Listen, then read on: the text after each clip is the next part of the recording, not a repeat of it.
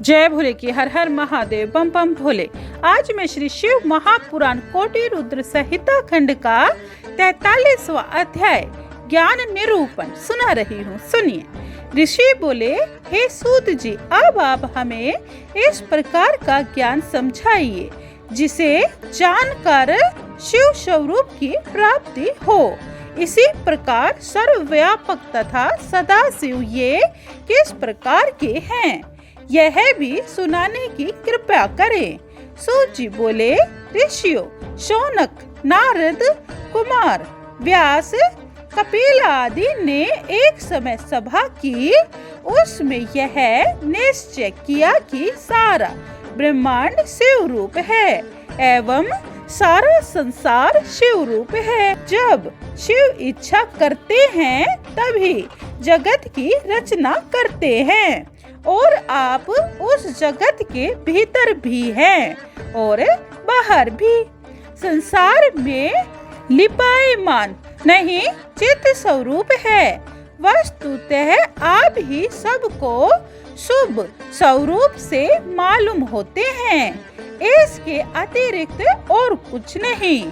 अज्ञान का अर्थ तो चित्त की भांति है। जब अनेक देवताओं को देखा जाता है तभी बुद्धि मंद हो जाती है, किंतु वेदांत जानने वाले अद्वितीय पर ब्रह्मा हैं। ऐसा ही सदाशिव कहा करते हैं। भगवान शिव के अंग रूप प्राणी अज्ञान से मोहित होकर हम अन्य हैं ऐसा मान बैठते हैं, किंतु शिव इस अज्ञान से परे है। सब जीवों के रचयिता, चेतन अचेतन के स्वामी शिव इन सब में व्याप्त हैं। पंडित जन इन्हें ही देखने के लिए प्रयत्न करते हैं। वेदांत के अनुसार ही ज्ञान प्राप्त करके उनका दर्शन पाते हैं। शिव से भिन्न और कुछ भी नहीं। भ्रम के कारण ही शिव अनेक रूपों में दिखाई देते हैं। कल्याण एवं कार्य में कोई भेद नहीं। अज्ञान के कारण दोनों भिन्न भिन्न दिखाई देते हैं। अज्ञान के नाश हो जाने पर फिर कुछ भेद नहीं मालूम होता। अनेकपन को प्राप्त होने वाले वृक्ष का बीज ही तो कारण है। वही बीज वृक्ष अब नष्ट हो जाता है, किंतु शिव तो नष्ट नहीं होते।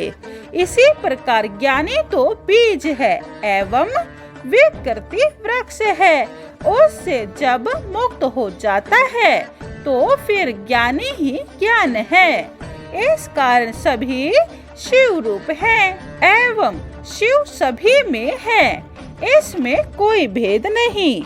जिस प्रकार सूर्य एक है, उसका जल आदि में प्रतिबिंब पड़ता है तो कई रूप दिखाई देते हैं, उसी प्रकार शिव के एक होते हुए भी भ्रम के कारण बहुत से रूप दिखाई देते हैं। प्रत्येक प्राणी अहंकार द्वारा अपने कर्म का फल भोगता है। भगवान शिव तो अहंकार रहित, निर्लेप एवं महान है। उन्हें कुछ भी कर्म फल नहीं। पुरुष को चाहिए कि इसी ज्ञान की प्राप्ति के लिए किसी योग्य गुरु के पास उपस्थित होवे। भक्ति भाव से ज्ञान प्राप्त करके शंकर जी का पूजन ध्यान आदि करे, तब जाकर इनका पाप रूप मैल धुल जाता है। अज्ञान का नाश होकर ज्ञान उदय होता है। उसके बाद उसका अहंकार नष्ट हो जाता है। फिर निर्मल बुद्धि होकर वह प्राणी भगवान शंकर की कृपा से शंकर स्वरूप को पाता है। वह जीवन मुक्त हो जाता है। मानव शरीर को त्याग कर शिव में मिल जाता है। इसे मुक्ति कहते हैं। संसार में ज्ञानी वही है जिसे हर्ष न हो न विषाद, अच्छाई में खुश नहीं, बुराई में क्रोध नहीं, सुख दुख दोनों बराबर हैं। मुक्ति की अभिलाषा जो शरीर द्वारा अथवा आत्म योग से जब तत्वों का विवेकवान होता है, तब प्राणी अपना शरीर शिव में विलीन कर देता है। वह सांसारिक व्याधियों से छूट जाता है। ऋषियों, यह वचन ज्ञान मैंने सत्संग द्वारा प्राप्त करके आपको सुना दिया, जो कि चित्त में भली भांति धारण करने के योग्य है। यही ज्ञान सबसे पहले शंकर जी ने विष्णु जी को दिया था। विष्णु जी ने सनकादिक मुनियों को, उन्होंने नारद जी को, नारद जी ने व्यास जी को, फिर परम दयालु व्यास जी ने यह ज्ञान मुझे दिया। वही ज्ञान मैंने आप लोगों को सुना दिया।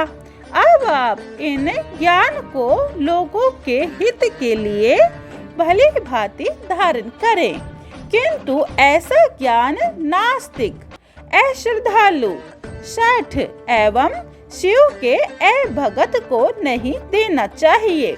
श्री व्यास जी ने इतिहास, पुराण, वेद, शास्त्र आदि को सुप्रकार बार बार पठन करके उनका तत्रूप यह परम ज्ञान मुझे दिया है, इसीलिए यह अधिकारी को ही देना उचित है।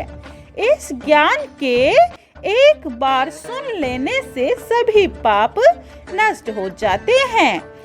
भक्तों को शिव भक्ति मिलती है तथा शिव भक्तों की भक्ति बढ़ जाती है।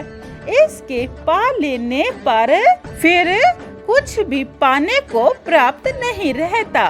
प्राचीन समय में तो राजा तथा ब्राह्मण आदिकों ने इसे 5 बार श्रवण किया, फिर वे सिद्धि को प्राप्त हुए। इस समय भी जो मनुष्य श्रद्धा के साथ इसका श्रवण करेंगे, वे निश्चय ही शिव ज्ञान को पाकर भोग मोक्ष प्राप्त कर लेंगे।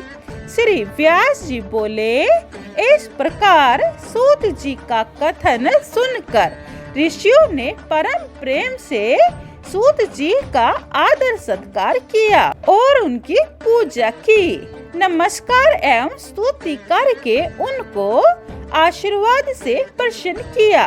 उसके बाद अपने सभी संशयों के निवृत्त हो जाने पर भगवान शंकर को देवताओं में बड़ा मानकर प्रणाम करते हुए शिव भक्त एवं पूजन में लग गए। इति श्री शिव महापुराण कोटि रुद्र संहिता संपूर्ण। आज हमने शिव महापुराण कोटि रुद्र संहिता खंड को संपूर्ण कर दिया है।